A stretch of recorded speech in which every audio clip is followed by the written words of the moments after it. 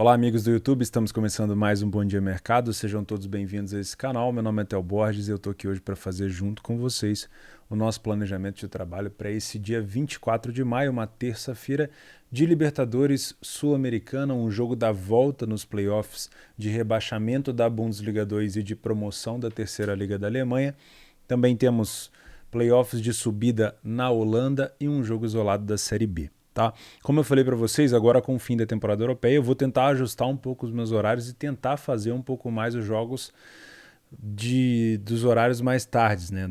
Do fim da noite, que eu não costumava fazer por conta dessa troca toda que eu fiz, de vir morar no sítio e acabei, né, desenvolvendo ali esse hábito de acordar bem cedo, mas vamos tentar pelo menos observar os jogos no primeiro tempo. Né? Já seria um grande avanço para mim nesse início, tá bom?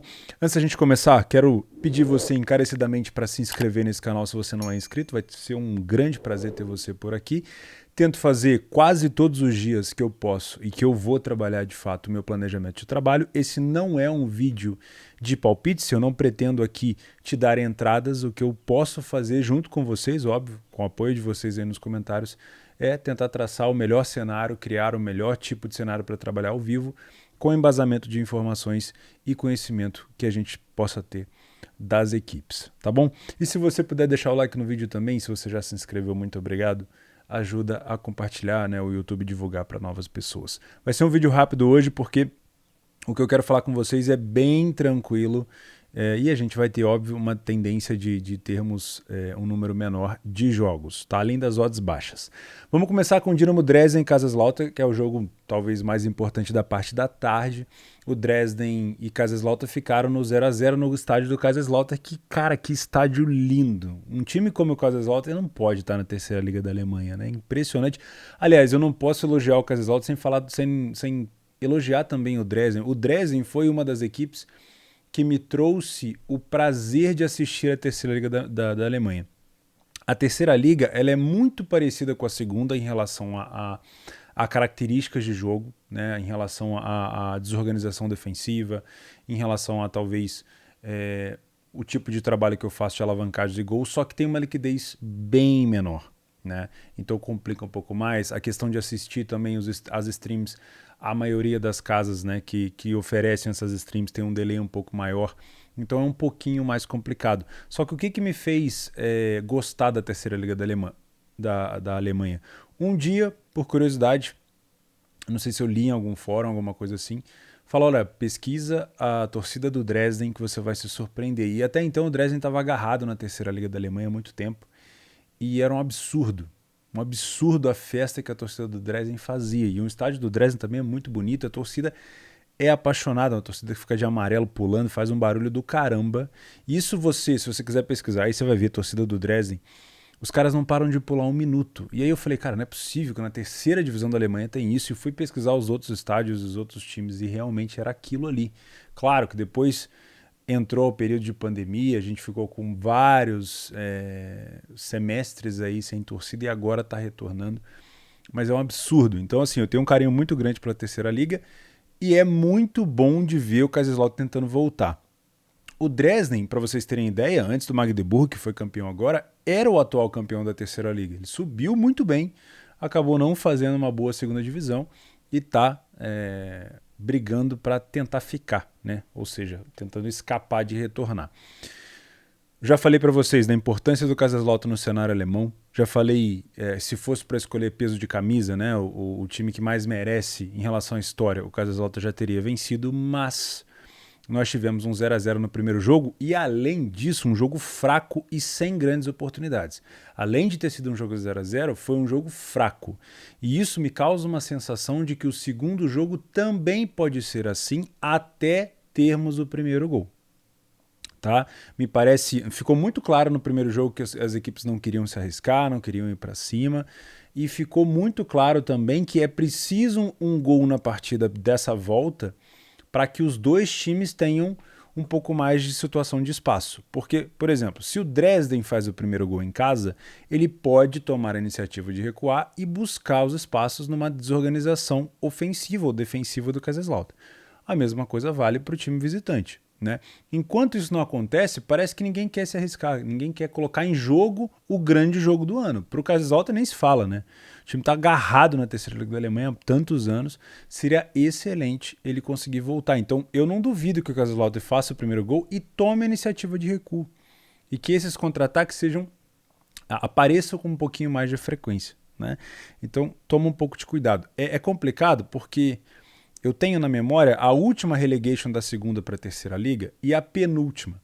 Foi entre Ingolstadt e Osnabrück e Ingolstadt e Nuremberg. Como o primeiro jogo foi um jogo de placar largo, tipo 2-0, 3-1, já veio para o segundo jogo uma característica de jogo um pouco mais aberto, que é o que vai acontecer já já. Eu estou gravando 3h05 da tarde na segunda. Já já tem Hamburgo e Hertha Berlim. O Hertha já entra com uma expectativa de vir para cima. E o Hamburgo vai ter, obviamente, as chances de contra-ataque, né? E o mesmo aconteceu, igual eu falei para vocês, nos playoffs de rebaixamento, da segunda para a terceira, no ano passado e retrasado. Já tinha um placar não igual no início do jogo, né? O Ingolstadt, eu lembro, num cenário muito forte disso, o Ingolstadt já entrou perdendo de 2-0 o primeiro jogo e teve que recuperar o placar, e recuperou e foi tomar um gol no final. Então, esse jogo já me causa uma sensação de estranheza. Eu não viria para esse jogo para trabalhar gols assim de cara. Não é um jogo que eu faria longa exposição, por mais que daqui, depois do primeiro gol, esse jogo extremamente abra. Eu não viria desde o início, antes de pegar um gol, para trabalhar gols. Eu viria do mesmo jeito que eu vim no primeiro jogo para trabalhar match odds, tá? Porque me deu a sensação de que os dois times estão com mais medo de perder do que de ganhar. Isso muda completamente a partir do primeiro gol. Isso muda facilmente a partir do primeiro gol. E vai depender muito, se você pretende trabalhar gols, vai depender muito do comportamento da equipe que marcou. Porque as duas equipes são de características de competições que exploram desorganizações defensivas. E também são equipes que se desorganizam quando vão para o ataque de qualquer maneira. Mas, acima de qualquer espaço de contra-ataque, tem a situação do clube decidir por não explorá-lo. Por quê? Eu posso simplesmente segurar. Se são 90 minutos só, já teve os primeiros 90, se eu fizer um gol e segurar, eu posso me classificar, no caso do Kaiserslautern, e posso me manter no caso do Dresden. Então, toma um pouco de cuidado com essa questão da expectativa de gols depois do primeiro gol. Eu estou falando aqui que eu vou ficar de olho em gols pós primeiro gol, independente de quem seja. Se e somente se eu ter a ideia de que esse time que marcou ainda está explorando os contra-ataques. Toma muito cuidado por chancelar esse jogo como over só porque são dois times ruins na Alemanha, tá? E são ruins mesmo, olha só. A gente tem aqui dois ataques horrorosos, né? Eu já mostrei para vocês a média de ataques do time do Dresden em casa e do time do Kaiserslautern fora. Também já inverti isso. Eu não tenho os dados de bola parada do time do Kaiserslautern porque era a terceira liga, e terceira liga eu realmente não tenho. Mas fica muito claro que são duas equipes muito fracas, tanto dentro quanto fora de casa. O Kaiserslautern dentro de casa ainda foi muito bem na liga, mas fora de casa muito abaixo. O Dresden foi fora e dentro de casa muito ruim. E o destaque negativo fica por conta do quê? Justamente a parte ofensiva. Se a gente pegar aqui, ó, somente em 35% dos jogos do Dresden em casa foram over 2,5. E somente em 28% dos jogos do Kaiserslautern fora foram over 2,5. Isso é muito pouco, tá? Então toma cuidado na hora de buscar essa situação de over. Para mim é um jogo mais pautado para match odds, tá? O que mais que a gente vai ficar de olho? A parte da tarde a gente tem esse último jogo do playoff de subida da Holanda, da segunda divisão para a primeira. Eu acredito que seja jogo ida e volta, tá? Então, o mesmo cenário que eu utilizei para falar do playoff da segunda liga da Alemanha, da terceira liga da Alemanha, toma cuidado com o primeiro jogo, que ele não pode... Ele pode, às vezes, mesmo sendo um cenário de Holanda e costuma ser muito aberto, ele pode ser um jogo um pouco mais estudado, tá? Na Série B do Brasileirão, Ponte Preta e Chapecoense, olha só, esse tipo de jogo, esse tipo de horário, eu não conseguia fazer. Por quê? Eu acordo às 5, então geralmente dá 8 horas ali, eu já tô capengando. Eu vou tentar, tá? Prometo que eu vou tentar. Óbvio, esses 2 meses de temporada europeia eu vou reduzir a minha stake, não vou trabalhar com a stake que eu estava acostumado a trabalhar na Europa aqui. Não tem nada a ver em relação tá menosprezando, não. É questão de agilidade para sair do mercado. Eu quero ter essa agilidade no Brasileirão, Série A e Série B, mas tem também esse esforço do horário. Eu vou tentar, tá bom? E óbvio, vocês não vão me ver no Brasil, seja a Copa do Brasil, seja Brasileirão A, B, seja na maioria das vezes até na Libertadores, trabalhando gols. No máximo, over limite em cima de um cenário ao vivo, tá?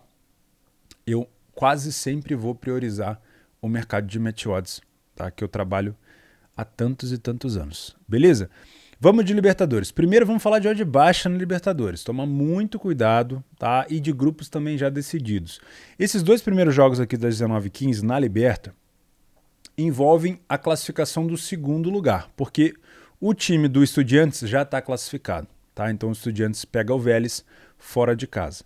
O Bragantino pega o Nacional e esses dois ainda têm chance, tá? Nesse momento o Bragantino é o segundo colocado, tá? Na verdade, essa segunda vaga pode ficar com os 3, ou o Nacional, ou o Bragantino, ou o Vélez, tá? Uma coisa que está me chamando a atenção nesses 2 confrontos é a odd do Vélez. O Vélez perdeu para o Estudiantes de 4-1 no último jogo. Olha aqui, ó, 4-1. E o mercado está colocando essa odd em 50, ou em 70, né? Estava até mais baixo quando eu vi, para o Vélez, simplesmente pelo fator de necessidade de vitória. E porque o Estudiantes está classificado. Mas aí até que ponto o Estudiantes vai de fato abandonar essa possibilidade de, por exemplo, ter 5 vitórias e um empate e tentar brigar por uma das melhores campanhas para decidir em casa, né? A gente sabe que tem isso na Libertadores.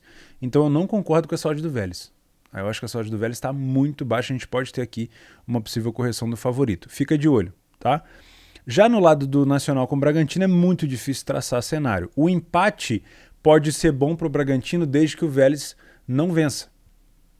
Uma derrota para o Bragantino pode também classificar o Nacional, desde que o Vélez não vença. Então tá os 3 ali numa disputa e esse jogo eu também vou ficar de olho aqui no mercado de match odds, tá? Palmeiras e Deportivo Táchira. O Palmeiras vem fortíssimo para brigar pela melhor campanha na Libertadores. Esse é o último jogo da fase de grupos. O Palmeiras tem 5 vitórias. Se vencer, fecha como o melhor mandante da Libertadores. Aliás, a melhor campanha da Libertadores e vai ter a vantagem de decidir em casa em todos os jogos até a final. A final vai ser, obviamente, em jogo único, em local neutro, tá? Dá para trabalhar esse back Palmeiras a 1,16? Do seu método para frente dá, do meu não. Tá? Esse tipo de odd eu trabalho só nas grandes competições europeias e não tem nada a ver que o Palmeiras não é superior ao Táchira, é muito superior, tem a ver com a questão da liquidez, tá bom? Então talvez eu fique de fora aqui, mas é um jogo para o Palmeiras meter marcha e meter saldo, tá? O outro jogo que interfere nisso daqui é o Emelec contra o Petroleiro. Nesse momento o Táchira tem 5 pontos. Imaginando que o Táchira deve perder para o Palmeiras, o Emelec vencendo o Petroleiro, que o Petroleiro é um time horroroso, tomou 19 gols nessa fase de grupos. Imaginando isso, o Emelec deve assumir a segunda colocação com 8 pontos. Problema, isso daqui, ó, 1,10. Não dá, né, cara? Tá sendo ridículo essas odds na Libertadores, chega a ser até assustador. Então, esse grupo do Palmeiras eu vou pular. Flamengo e Cristal. Vamos ter certeza aqui no grupo do Flamengo. Só te dar uma informação de que Flamengo em primeiro e Tajeres em segundo não podem ser ultrapassados, tá? O Tajeres não pode alcançar o Flamengo, o Católica não pode pegar o Tajeres e o Cristal pode tentar buscar essa vaga. A única coisa que vale aqui é a terceira colocação para a Sul-Americana. Então, o Cristal, que está nesse momento com 2 pontos, ele precisaria vencer o Flamengo no Maracanã para conseguir e torcer contra o Cristal, e a Católica para conseguir passar. Tá? Então, o Cristal precisa de uma combinação muito improvável, e essa odd do Flamengo é extremamente esmagada. Precisa de uma combinação ganhar do Flamengo no Maracanã e torcer para o Tajeres vencer o Católica. Já o Católica, basta que o Flamengo vença o time do Cristal, o que é bem provável de acontecer. O time do Cristal realmente é muito ruim. Basta que o Flamengo vença, o Católica já entra classificado para a Sul-Americana, mas não consegue vaga na fase de oitavas da Libertadores, entende? Então, É muito difícil trabalhar nessa noite de Libertadores de terça-feira. Principalmente por conta das odds. Você tem o Flamengo a 1,11, o Emelec a 1,10, o Palmeiras a 1,16. Você tem o Nacional com o Bragantino praticamente num confronto direto, ninguém quer perder. E você tem uma odd do Vélez esmagada contra o líder Estudiantes. Tá? Então toma um pouco de cuidado. Essa noite de Libertadores está um pouco assim, com cara de armadilha. Tá? Eu imagino que o Flamengo vença, imagino que o Emelec e o Palmeiras também vençam. Imagino que o Vélez possa até vencer os Estudiantes, mas com essa cotação eu não consigo trabalhar. Tá? Se eu fosse olhar, eu iria muito olhar para uma possibilidade de correção do Vélez, porque eu tenho Estudiantes lutando para ter uma das melhores campanhas. Talvez não chegue no Palmeiras, mas não chegar no Palmeiras não significa que ele não possa ter a segunda melhor, a terceira melhor campanha, e quando pegar uma equipe, dependendo do sorteio, ele pode decidir em casa, e isso sim é importante. Tá? Vamos para a Sul-Americana? Na Sul-Americana nós temos o Santos para confirmar a vaga contra o Banfield. O Banfield é o último colocado, não tem mais chance nenhuma, né? Afinal de contas só classifica o primeiro. A única disputa do Santos aqui é contra o La Calera, tá? Então o Santos vencendo ele já se classifica, o La Calera pega a Universidade Católica, se eu não me engano. Esse aqui é do Uruguai ou do Paraguai, uma coisa assim, tá? Não temos odds, então já vou ficar de fora desse jogo. No caso do Santos é 1,28, mais uma odd esmagada. Misericórdia. O Santos em casa tem 2 jogos, 2 vitórias, tomou 2 gols e fez 4. O Banfield fora de casa tem 2 jogos, 2 derrotas, tomou 3 gols e não fez nenhum. Caminha para uma vitória do Santos, mas essa odd aqui eu tô fora. O Inter, mais uma odd esmagada para variar, né? O Inter confirma a classificação se vencer o 9 de outubro. Lembrando que na última vez que se enfrentaram, o Inter empatou 2-2 com o 9 de outubro, tá? Mas em casa deve ser uma vitória fácil do Inter. O problema aqui, de novo, é a cotação, tá?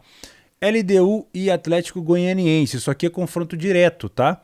A LDU em casa, se vencer, classifica e tira o Atlético Goianiense da primeira colocação. Vocês estão vendo aqui embaixo, ó, dá pra ver. Nesse momento, o Atlético Goianiense tem 12, então é uma disputa direta. O Atlético Goianiense joga pelo empate. Jogando pelo empate, eu vou ficar muito de olho nesse possível lei a pior em campo. Qual que é o problema? A necessidade de vitória do LDU não faz com que ele já vá vencer. Isso é óbvio, né? O must win aqui não significa nada. O problema é o quão desorganizado vai a LDU para cima do Atlético Goianiense e o quanto de espaço essa desorganização ou essa ida para cima vai ceder para o Atlético Goianiense. Eu não posso chegar aqui e falar assim, ó, o Atlético Goianiense joga pelo empate, por isso vou trabalhar contra ele. Isso não faz sentido nenhum. Significa que eu venho com uma ideia de não trabalhar o back LDU, nem trabalhar o lei LDU. Então o que me sobra é o mercado Atlético Goianiense. Se eu entender que o Atlético Goianiense está recuado, sem saída, sem recuperação de segunda bola, o Atlético Goianiense vai ganhar um lei no live. E eu vou ficar exposto até o momento que esse jogo mudar. Beleza? Show de bola. E por último, Defensa e Justiça contra o Antofagasta, que é no grupo do LDU também, mas nenhum dos dois tem chance, tá? Então isso aqui é um jogo que não vale de absolutamente nada. Fechou, pessoal? Então é isso. Muito obrigado para quem mandou as ligas que vocês vão trabalhar durante essa parada. Já estou organizando o PDF de apoio aqui para cumprir o que vocês me pediram, tá? Estou adicionando também alguns dados de escanteio, que tem gente que faz, eu não faço. Alguns dados de HT, que tem gente que faz, eu não faço. Estou atualizando. Durante esses 2 meses a gente vai atualizar bastante coisa no PDF. Quero colocar também um sumário para que vocês consigam acessar tudo aqui de cima, tá? Porque o PDF costuma ficar gigantesco, né? Vocês estão vendo aqui. Então a gente vai organizando. Se você quiser ter acesso ao PDF de apoio e apoiar o canal, tem um link aqui no primeiro comentário fixado. Não esquece, essa semana vai ter promoção da Betfair para te dar R$5 de bônus. Eu já vou deixar aqui embaixo também em todos os jogos para você utilizar. E claro, para você participar do sorteio, você tem que estar inscrito nesse canal e ter uma conta cadastrada na Betfair para você mandar para mim o seu ID. Beleza? Não esquece de conferir no YouTube, vai chegar uma notificação aí. Se você foi o ganhador dos sorteios, você pode ter ganhado e nem percebeu. Às vezes seu bônus já até entrou. Eu vou avisar você nos comentários, eu vou replicar o seu comentário. Então fica de olho. Às vezes eu vou falar assim, ó, seu usuário está errado, a Betfair pediu para você mandar o novo, ou o usuário certo. Fica de olho que tem muita gente que eu já fiz isso e a pessoa não responde, tá bom? Então a gente se vê no Telegram, se você já está comigo no Leitura, e amanhã, óbvio, para a gente fazer as análises dos jogos de quarta-feira. Boa terça, juízo, não inventa, faz o simples e a gente se vê. Um abraço.